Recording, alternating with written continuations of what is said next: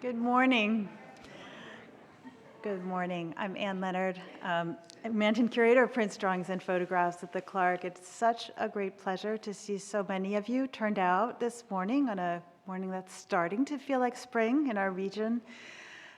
This is a wonderful day to celebrate the opening of our newest exhibition in the Thaw Gallery. And again, it's just a delight to see a crowd, nearly standing room only on a Saturday morning. And that speaks, I think, to the exhibition and also to the wonderful community of fans that our speaker today has built over her 2 years at the Clark. So I'm delighted to introduce Allison Marino, who is Curatorial Assistant for Works on Paper at the Clark, a position she has held since September 22, and also, of course, the Curator of Paper Cities.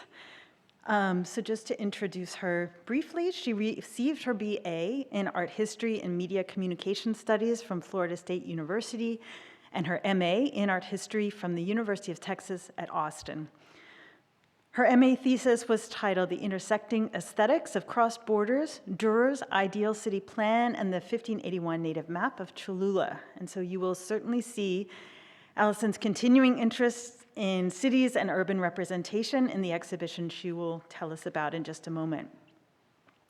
Before leaving UT Austin and coming to the Clark, Allison worked as a curatorial intern at the Blanton Museum of Art, where she helped prepare the exhibition Medieval by Modern.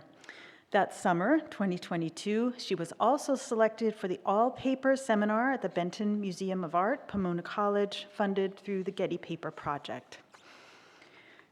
During her tenure at the Clark, Allison has pursued further professional development opportunities, among them a symposium on 16th century Netherlandish drawings at the Cleveland Museum of Art that she attended in November 2022, and a workshop in February 2023 called Exploring Early Modern Maps, held at the Center for Renaissance Studies at the Newberry Library in Chicago.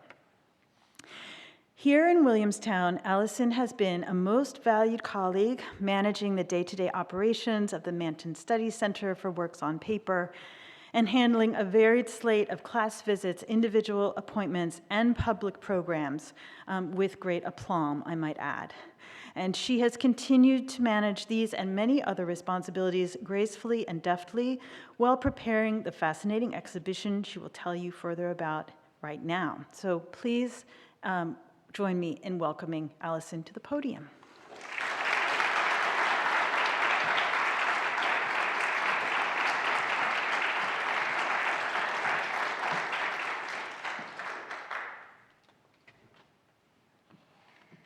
Great. Thank you so much for that kind introduction, Anne, and thank you all so much for coming. It's amazing to look out and see almost every seat taken. I'm so excited to share more about Paper Cities, but before I do, there were so many hands that helped put this exhibition together, and I'd like to take just a moment to extend my thanks. To the collections and exhibitions team who ensured the safety and coordination of every single object in the show and made the exhibition look as incredible as it does. To publications who helped me sound smart. To the Clark Art Librarians for their moral support and for lending several objects in the show. To education, communications, advancement, public programs, and even IT for extending the impact of the exhibition through programming and promotion. And perhaps most significantly to my supervisor, Ann Leonard, who not only believed in me enough to hire me, but who's also offered me unyielding support, guidance, and mentorship during my almost 2 years here at the Clark. Hello. So Paper Cities is predicated upon the idea that while today images of cities all around the world are accessible to many of us through social media or a few clicks on Google Street View, for most of history, people saw and understood cities through prints and photographs produced by artists. Through an artist's eyes and their work, cities were subjected to their personal aesthetic styles, technical skill sets, even their own opinions about the city or their motivations for depicting it. While sure, artists had long endeavored to produce informative and precise images of places for those who could not visit themselves, this was only one way in which they engaged with cities. As we will see, artists endeavored to convey the character or identity, the feeling of a place in addition to its appearance. They capitalized on cities' theatrical potential, setting the stage for their work by anchoring meaningful sights in the background.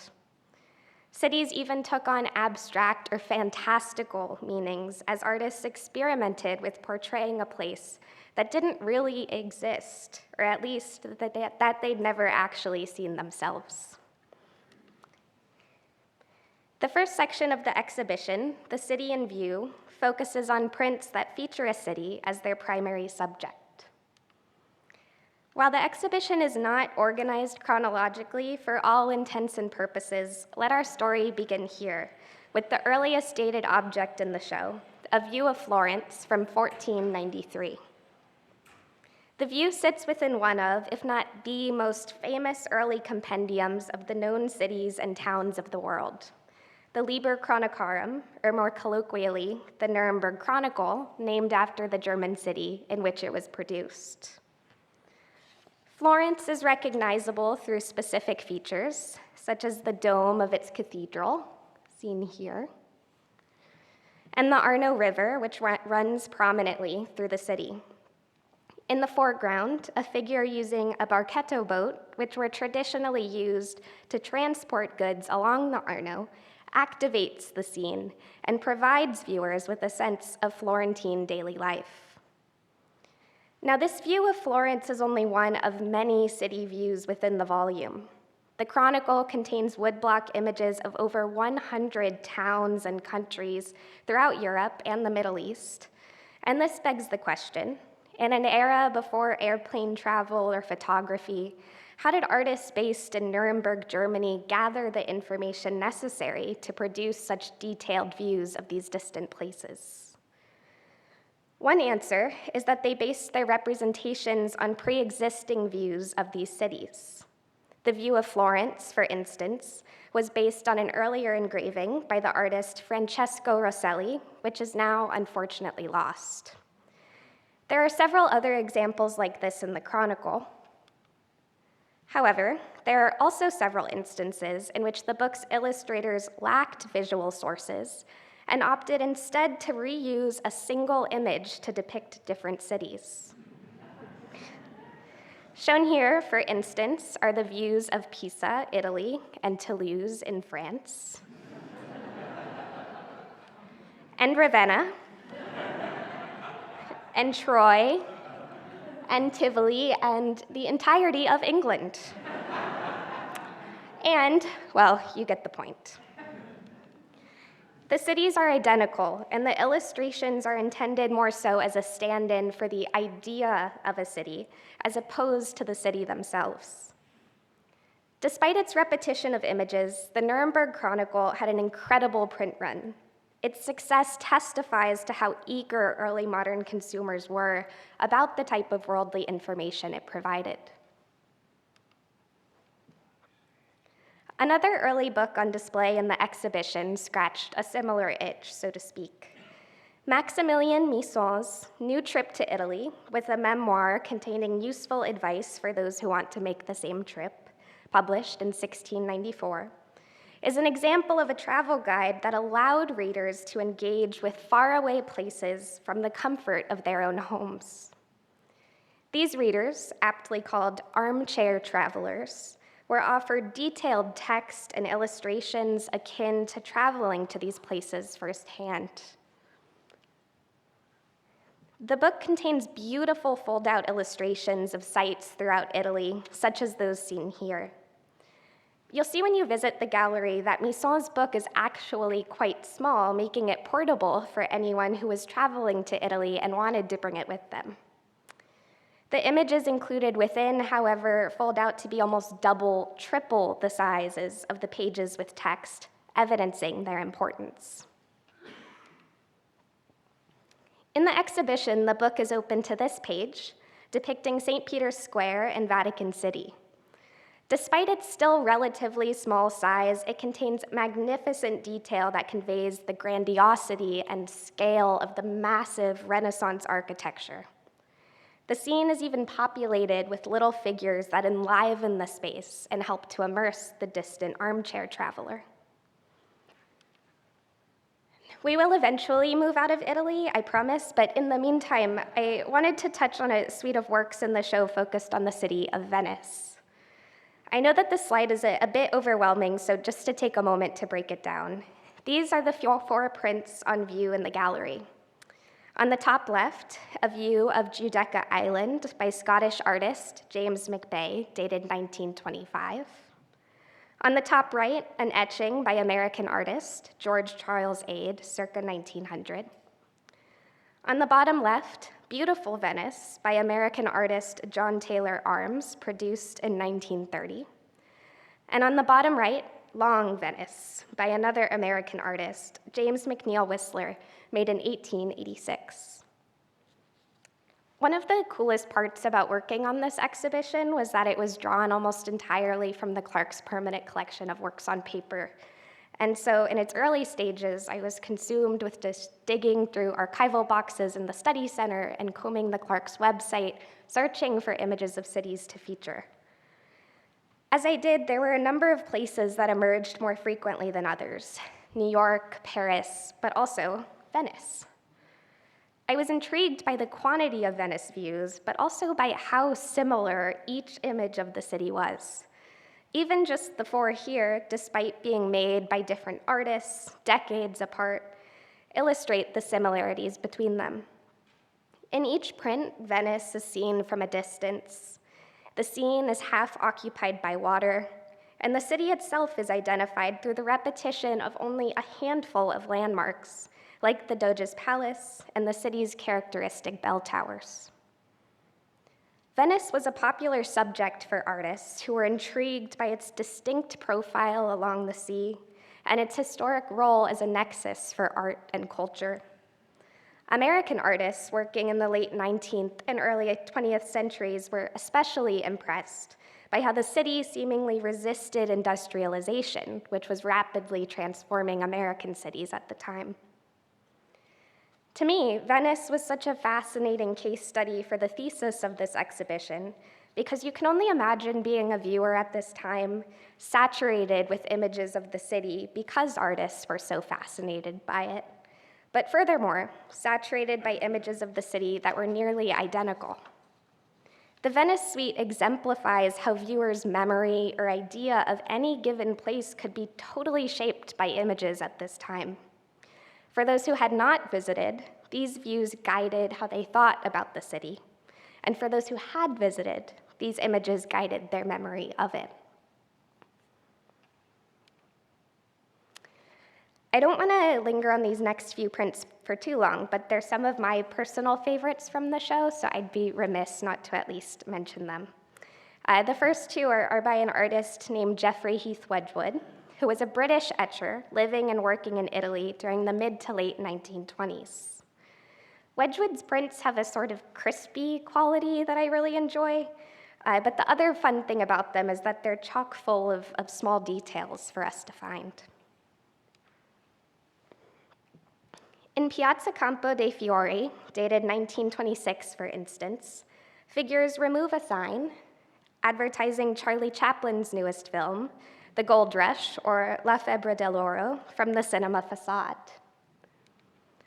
To the left, a sign references Paolo Rossi, then a prominent young criminal lawyer who would go on to become a leading political figure in the Italian Democratic Socialist Party. Figures go about their lives, working, shopping. In the foreground, an exhausted horse has collapsed, tended to by his owner as officers watch over. All the while, the dome of St. Peter's Basilica, an iconic marker of the Renaissance, is visible in the background. In Wedgwood's view of the Church of Santa Caterina a Formiello in Naples from 1928, what appears to be some sort of political monument is being carved from marble at the lower right. Figures rush to cover the decorated portal entrance of the church, presumably to protect against marble debris. Again, people going about their daily lives fled the scene, men hanging signs, this fella having his shoes shined, Figures conversing on the church steps.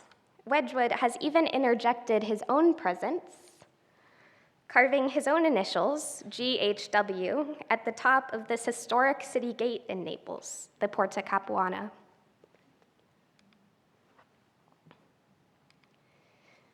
What's unique about Wedgwood's work is that the artist has curated for us a very specific experience of these places. In contrast to the timeless and repetitive Venice prints, we're not under the impression that we could visit the places Wedgwood depicts and see these exact circumstances, all of these people doing these exact same things simultaneously. Wedgwood has turned the city into a stage with specific scenes, specific actors. What we take in is an incredibly purposeful vision of the socio-political environment that we are to associate with Italy at this time. Felix Hilaire Bujo's similarly detailed prints of Paris and Westminster Palace in London hang nearby in the gallery. Like Wedgwood, Bujo has conjured specific viewing experiences for us, but he's done so through an incredibly unique use of the margins in his work. The main subject of Winter in Paris, Snow in Paris, dated 1879, is the Place Breda in Montmartre, near Bujo's studio in the city. The scene shows the aesthetic and experienced effects of a record snowfall. Now, this area, the Place Breda, had a reputation for being somewhat seedy, and the snow, as Bujo depicts it, brings out some of these more sordid characteristics. Figures shovel snow and hand-push a carriage down the crowded avenue. Carriage drivers wrap in blankets to keep warm. Emaciated dogs in the foreground scavenge for food on the ground. But amidst all of these struggles is a well-dressed woman, who may have been a prostitute, with a little girl. As she looks out at us, she's seemingly unaffected by the inclement weather and stands as a juxtaposition to the struggles around her. Even their little dog, who also catches our eye, prances by the emaciated canines in the foreground. The illustrations in the margins reaffirm these juxtaposed experiences. To the left, huddled figures brace the cold wind. Others warm themselves around a fire. Fallen horses lay in the streets. Along the bottom, however, we see the lower legs of warmly clothed figures alongside Parisians leisurely ice skating on the frozen Seine River.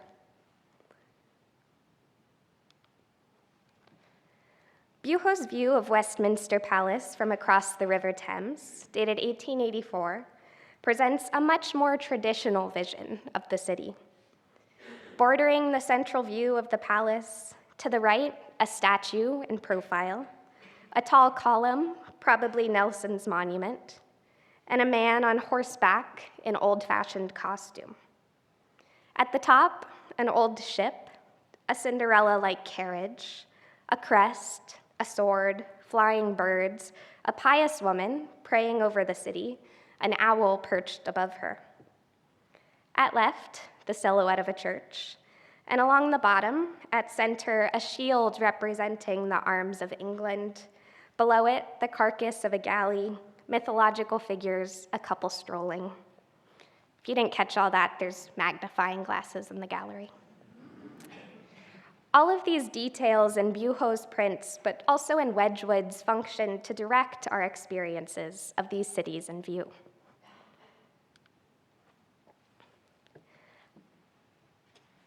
Another work in the show that I personally really enjoy is Charles Marion's etching of San Francisco, dated 1856.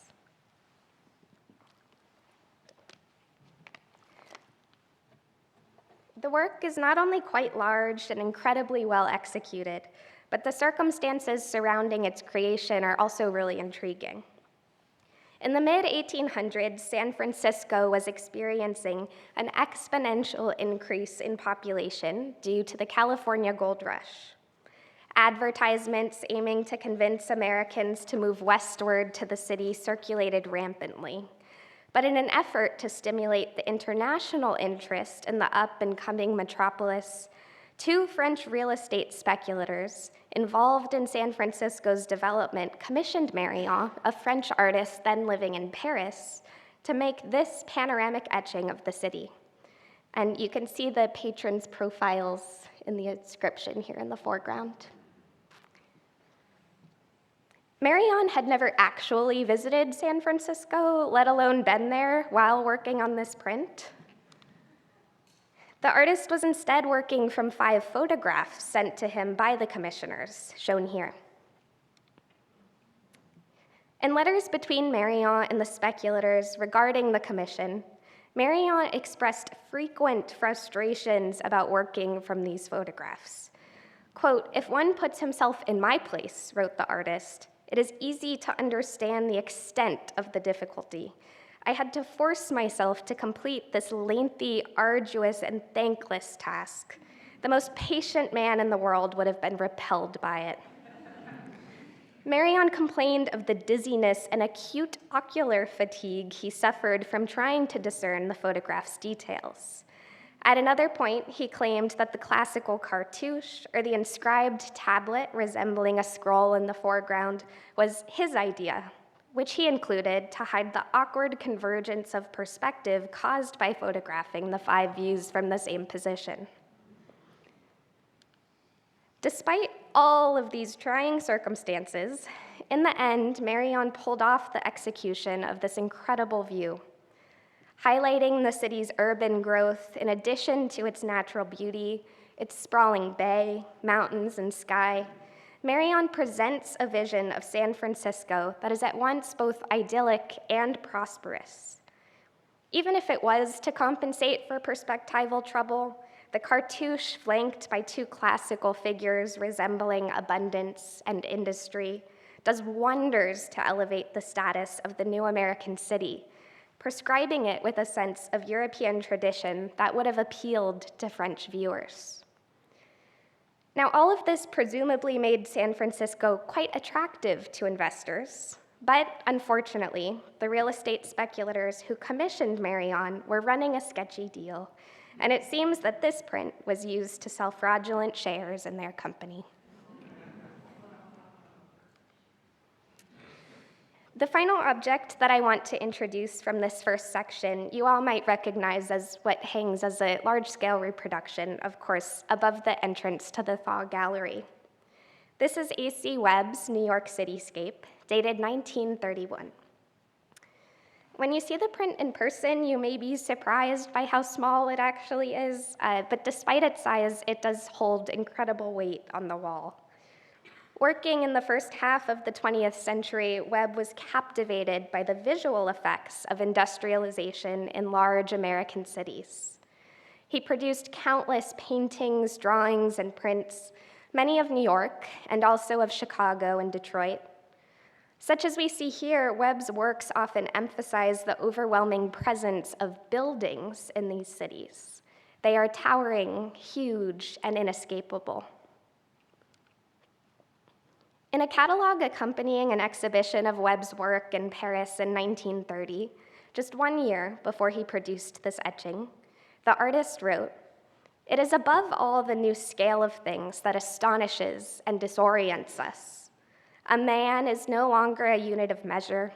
1,000 are necessary to serve as standard, 1,000,000 sometimes. In the present epoch, the human being seems to be of little moment, surrounded as he is by so many structural and mechanical elements that have invaded his daily existence. But in spite of this apparent subjugation, man, creator of these mechanical monsters, controls, directs them, bends them to his will." I find this quote particularly powerful in conversation with New York Cityscape because Webb rarely incorporated figures into his work. But here, near the lower center, is a man overlooking the city. This little guy stands as an incredibly powerful symbol. He's small, almost swallowed up by these buildings, but he also occupies an elevated position amongst them. While at first glance it may seem that this figure is enjoying a quiet moment, contemplating the plethora of possibilities offered by the metropolis, I think that this figure stands in for Webb's own anxieties about this new type of urban architecture overwhelming humans while paradoxically existing at their control.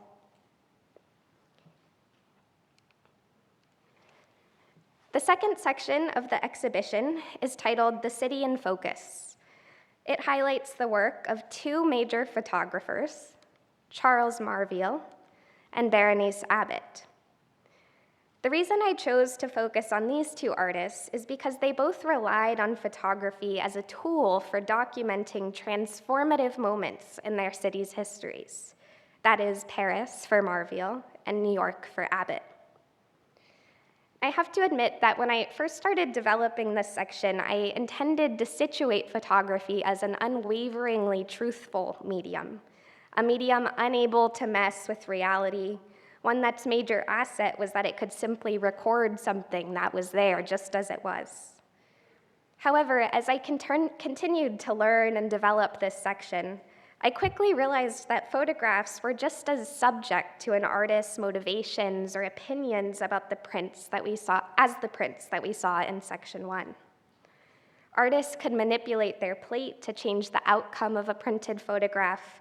Even positioning oneself in a certain way to capture or highlight one thing while excluding another could result in an image that offered a skewed or biased version of reality. The French artist Charles Marville was working during a period of rapid urban change in the city of Paris. Dating from roughly 1853 to 1870, the period coincided with a project commonly referred to as Haussmann's renovation, named after its director, George Eugene Haussmann. In sum, the renovation was spurred by French Emperor Louis Napoleon Bonaparte, who soon after taking the throne sought to modernize Paris by making the city grander and accommodating its exponentially growing population. While Emperor Bonaparte's support of the project benefited him politically in many ways, it is true that in the mid-1800s, the city of Paris was in need of urban renewal. The so-called Old Paris was crowded, overpopulated, traffic was frequently at a standstill, streets lacked sunlight and proper irrigation, poor sanitation spread sickness and disease throughout the city. Among other things, Haussmann's renovation plans included replacing narrow and crowded streets with wide axial boulevards that would increase sanitation, help the flow of traffic, and let more light into the city. These boulevards are still very present in Paris, as this aerial photograph from 2021 demonstrates. Charles Marville was appointed as an official photographer for the city of Paris near the beginning of the renovation. His task was to document the city before its transformation. As such, his photographs are characterized by incredibly descriptive and informational qualities. At first glance, Marville is truly just recording narrow streets slated for demolition, capturing old intersections from multiple perspectives. The city appears deserted and static. People often don't feature in his works. Paris features without life or energy. Their purely descriptive nature was an asset of Marville's photographs, which were meant to record this transformative moment without bias or opinion. But as you look closer, these really beautiful moments of artistry start to arise. My favorite photograph by Marville in this section is titled Rue de Septois from the Rue Saint-Hilaire with Pantheon. I mean, even their titles are descriptive. In the background, a marker of old Paris, the dome of the Pantheon looms. It pulls us down this narrow alleyway, but before we go, we're halted by something of the new Paris in the left foreground, a sign advertising the current price of French beer. With a single photograph, Marville juxtaposes these new and old ways of life in the city in such a practical yet incredibly engaging way. Also on display are these two photographs, one of the Rue de la Harpe and the other of the intersection of the Rue de la Montagne Sainte-Geneviève. Anyone who knows French in the audience is probably curling up in their seats. Again, at first glance, these seem mere records of deserted, soon-to-be-replaced points in the city. But it's only when we look closer that we see glimpses of life. This woman peeking into a nearby storefront. This figure peeking out from their balcony. These fleeting moments of humanity in an otherwise very impersonal and distanced series of photographs. In contrast to Marville's static and almost people-less photographs of Paris, Bernice Abbott's photos of New York capture the city lived in, alive, and in motion. After a nearly decade-long sojourn in Paris, Abbott returned to New York in 1929 and was awed by how much the city had changed. In her absence, it had experienced its second great building boom. Skyscrapers abounded, replacing the buildings and neighborhoods that the artist once knew. In a paradox to these great modern achievements, however, the year of Abbott's return also marked the beginning of the Great Depression, which would last through the 1930s. This is the period to which Abbott's photographs on display in the exhibition date. Her work records this hyper-transformative moment in New York's history, while also highlighting her personal relationship to the city that she knew and loved. One of Abbott's most iconic images in the exhibition captures the Fifth Avenue Flatiron Building, shown here at left. Despite the bustling city shown surrounding it, at the time this photograph was taken, the building was actually being foreclosed, soon to be purchased at auction by an investment syndicate. In another image, under the L at the Battery, shown at right, Abbott captures the midday light as it shines through the elevated steel railway. As it does, it casts shadows that obscure the figures on the ground and evoke a sort of mechanical feeling characterizing the city's streets. But it is this image that really catches my eye. Like we saw with Marville's photograph of the Panthéon in Paris, Abbott too highlighted the contrast between the new and the old in the changing New York. In this photograph of the Trinity Church in Lower Manhattan, the Gothic Revival-style site, completed in 1846, stands in stark contrast to the modern skyscrapers that surround it. Presumably taken from the window of a nearby building, the aerial image offers a comprehensive view of the church and its grounds, while also showing us how the new New York was constructed around these old sites. The church is engulfed by the surrounding buildings. Its spire, which was once the highest point in the entire United States, is now surpassed by each and every one of the nearby skyscrapers.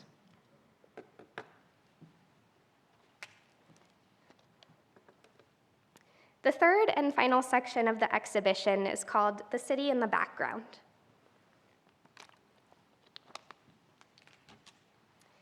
It features prints in which the city is not the artist's primary focus, but exists meaningfully in the background as a tool to reinforce the overall message of the work.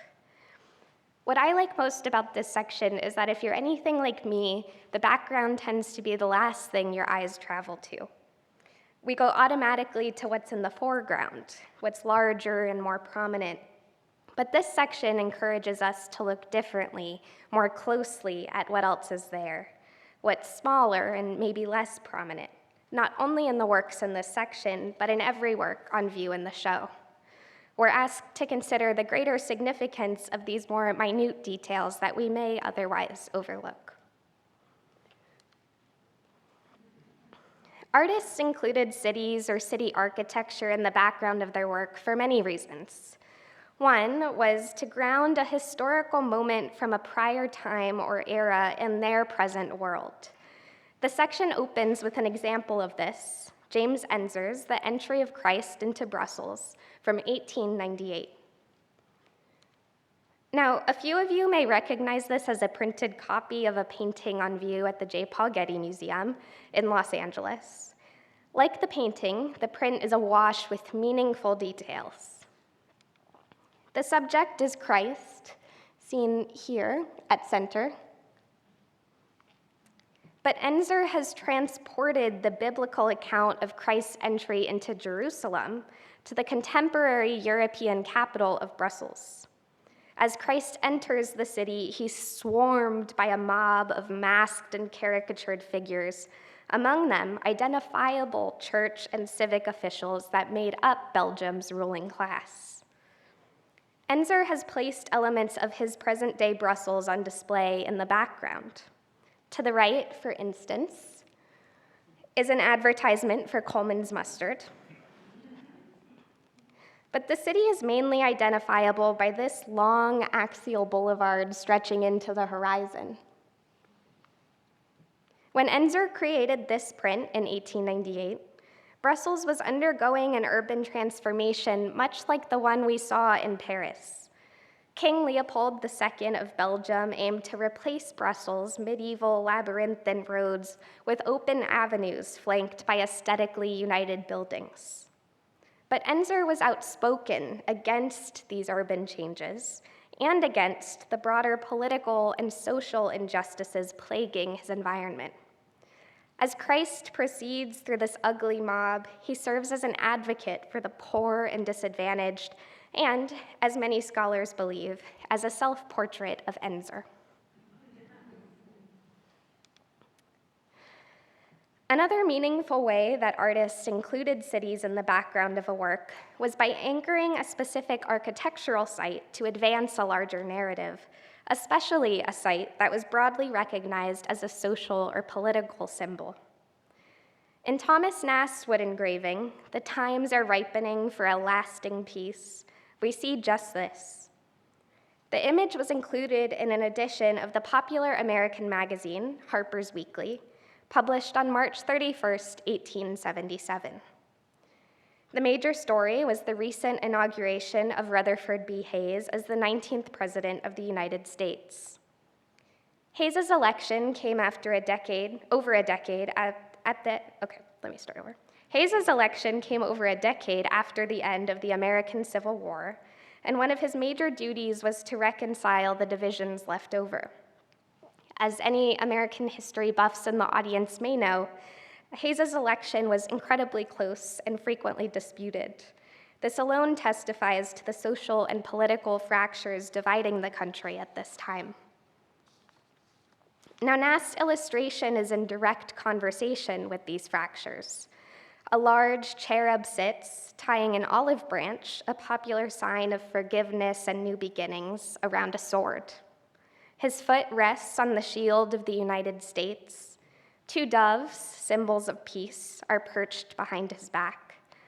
In front sits the scales of justice and the caduceus, which was carried by ancient Roman officers when they negotiated peace terms. Under the pointed end of the shield, we see the tail of a snake that slithers away towards the retreating buzzards, angel of death, and the dogs of war.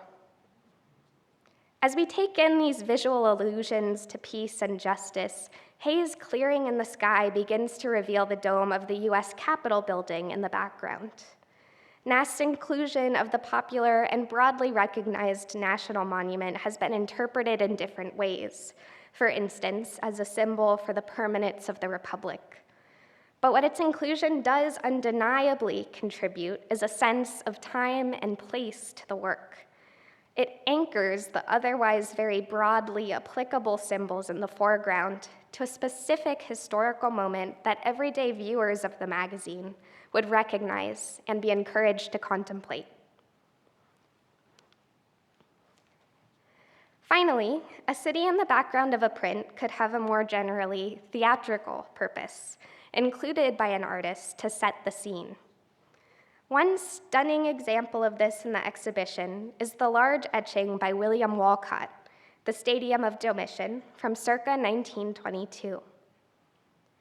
William Walcott was incredibly well-traveled and produced numerous etchings and drawings of the architecture of Western Europe, Asia, and the United States. His favorite muse, however, was the city of Rome and its ancient architectural remnants, both existing and imagined, such as we see here. For reference, here's some of what exists of the Stadium of Domitian today and what the artist would have seen while in Rome. To say that Walcott filled in the gaps of what's missing is a great overstatement. The artist has instead concocted a fantastical reinvention of what once stood, based faithfully on the sparse details about the original structure left to us through ancient texts and 19th century excavations. What's more, Walcott has enlivened the space with gladiators and elite Romans heading inside to spectate an athletic contest. Excuse me. Critics celebrated Walcott's ability to stage scenes with figures and details that brought life to the architectural subjects he depicted. As one admirer wrote, Piranesi, with all his splendor of architectural imagination, never reconstructed for me, as Mr. Walcott has done in his great etchings, the actual Rome that Horace and Cicero knew, interpreting not only its architectural aspect, but the living atmosphere of its populace.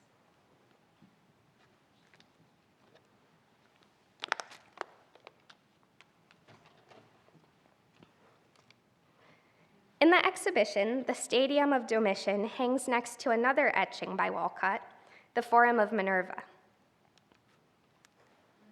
In contrast to his reinvented Stadium of Domitian, the architecture in the background of this print is pretty true to the remnants that exist for us today and existed to Walcott in 1914, even down to the lamppost. What Walcott has invented is this figure grouping in the foreground, again intended to provide us with a sense of daily life in the ancient city, but one that is completely opposite its companion in the gallery. The exhausted horses and laboring figures exist in contrast to those entering a space for recreation and entertainment. Even the print sizes reinforces the distinction. While they appear similar here on the screen, the Stadium of Domitian is much bigger. Its magnitude suits the luxuriousness of the reinvented architecture fit for an emperor, and the entertainment and spectacle the stadium facilitates, while the Forum of Minerva's smaller size conveys the modest nature of the ruins and the everydayness of the scene. What I hope that this exhibition conveys is a small sense of the many roles that cities have played in art, from seemingly objective records of a site like the views of Venice, to exercises in capturing a place that an artist has never physically seen, such as with the view of Florence from the Nuremberg Chronicle, or Marion's panorama of San Francisco. Cities on paper comprise a world of their own. As we walk their streets and take in their architecture in the gallery, what I hope that this exhibition also offers us is a toolkit of sorts to think carefully about where artists are intervening, what they might want us to think about the places they've created, and why this is significant. As we leave the exhibition and go back to our real lives, walking real streets, taking in real architecture, consumed as we are by real images of cities through social media, the news, and Google Street View, I do hope that we can carry this toolkit with and continue to think carefully about the world in view around us. Thank you.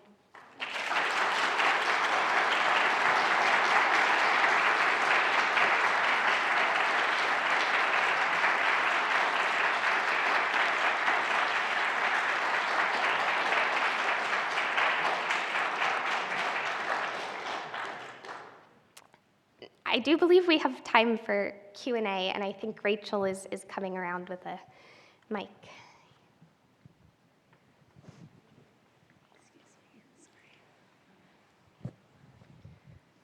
Hi, good afternoon. Thank you very much for a wonderful presentation. Do you have one example how long one of those etchings took to complete from start to finish, or can you just speak a little bit about that, please? Sure, yeah. I think they're all incredibly different. We could think to the Wedgwood prints Da-da-da-da-da-da.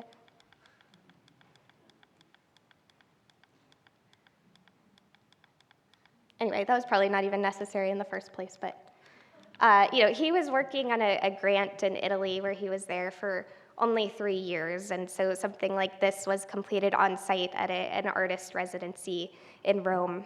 But then something like the Marion's etching of San Francisco, where he really labored over kind of the status of the photographs he was sent, and we have so much correspondence between the artist and the commissioners. That etching took at least a year, 18 months to produce, and I think a lot of it probably has to do with their different sizes. You'll see when you go into the gallery that these prints are much smaller, but I don't have a very general answer for you. I think it's very specific to each of these works, but it's a great question.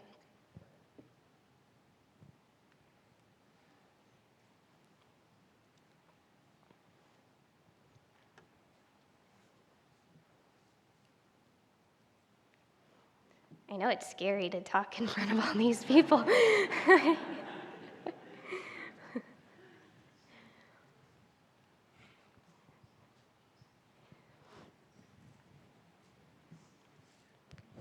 Thanks, that was great. I'm curious about the spread, the dispersion of the prints as part of that, since you were talking about how they become ways to engage with the city that we otherwise might not have access to.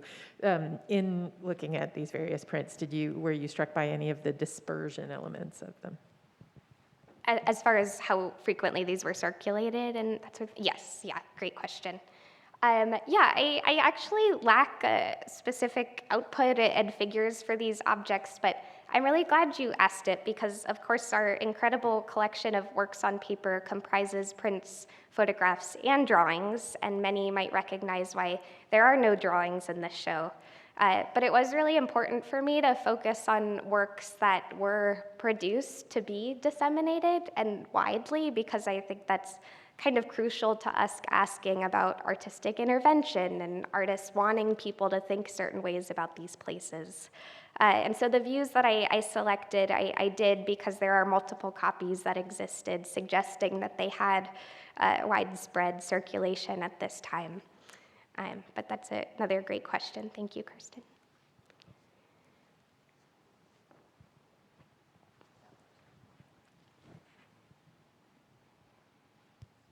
Question from someone rather ignorant. Who would have been the customers for these, and how would they have compared in price to a painting?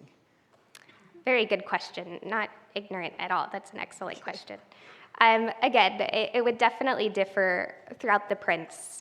For instance, the first object we looked at, the Nuremberg Chronicle, would have had a very elite viewing audience. There were only initially about 600 copies produced in Latin.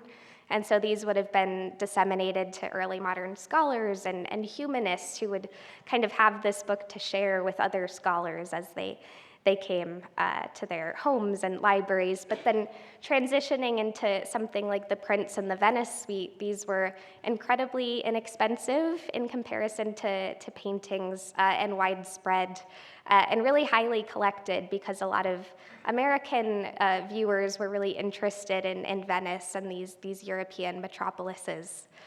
And so, yeah, I hope that answers your question. That's just a couple instances. How much would somebody have had to pay to buy one of those wonderful Wedgwood prints, do you think? And, you know, I'm really not sure. I would love to look into that more and get back to you soon. I don't think it would have been very expensive. I mean, something like these may have also just been sold in Wedgwood's studio, or perhaps he was selling them in the piazza and these places that he was working as sort of mementos or tourist cards or something like that.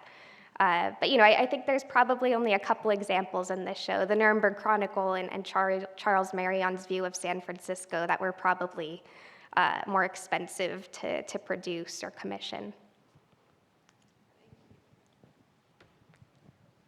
Thank you for a very informative and terrific talk.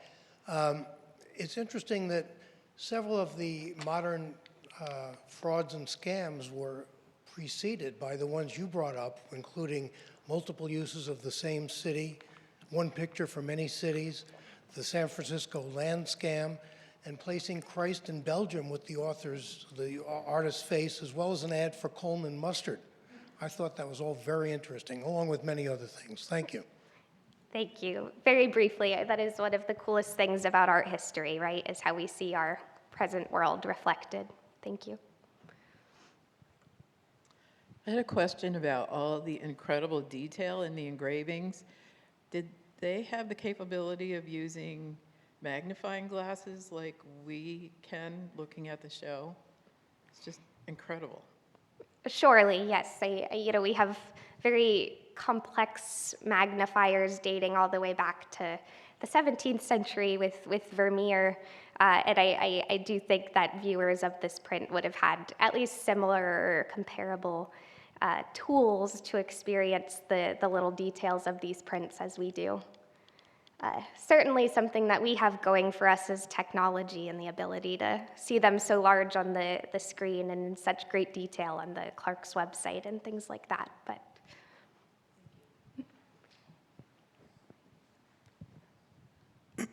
Are there any collectors who collect the engravings themselves, the plates?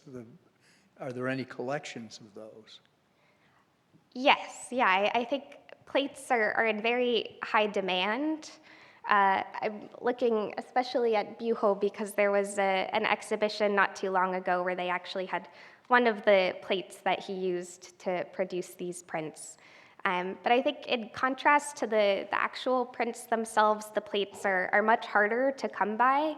They were either disposed once artists ran so many prints off of them that they were kind of too used to continue printing from, or just because so many more prints than the single plate exist, they've gotten lost to history. So I think they're a lot harder to come by on the market, but still definitely of interest to dealers and collectors.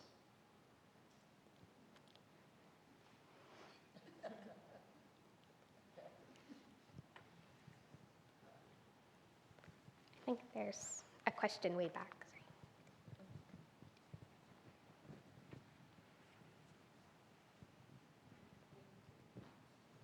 I was just wondering, thinking of all these early religious art Madonnas that have cities in the background, and then I realized it has nothing to do with prints, but why those, would you have a theory why those were included? Like, well, even this one example of Christ in Brussels is kind of maybe an example, but often these cities and these religious paintings are sort of fanciful, but I just wondered if, was there a purpose for those? That's a great question. Thank you. As you enter the gallery, there's actually a really nice wall that speaks precisely to your question. I'm fondly calling it the Albrecht Dürer wall because it comprises 3 prints by him and one of a follower of Dürer. But anyway, these are precisely printed version of these early modern Madonna, early religious mythological works that you speak of. And I think in some instances, there's one instance where Dürer has painted the figure of Nemesis over a town that he did with such precision, we've been able to pinpoint it as a town in Italy named Clausen. And so in that instance, kind of grounding the mythological figure into a real environment kind of solidifies her presence in the real world. But there are also some instances, and I think this is probably more so than the instance in Nemesis, where Dürer has created these fantastical cities in the background that do kind of resemble the cities that existed during his time, these medieval European towns, as a way to kind of again bring these religious and mythological stories into his real world. But also oftentimes in paintings and such, it's a fun experiment for artists to kind of conjure these worlds and I think play God in a sense of creating these places. And it also gives us viewers something fun to look at amongst all of these hundreds of Madonna paintings. Good question, thank you.